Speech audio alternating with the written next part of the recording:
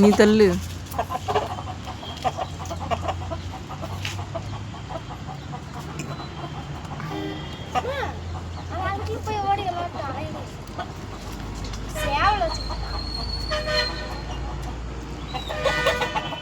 அங்கே ஒரு நாயை அடிச்சு வரட்டு, கல்லை விட்டு அடி.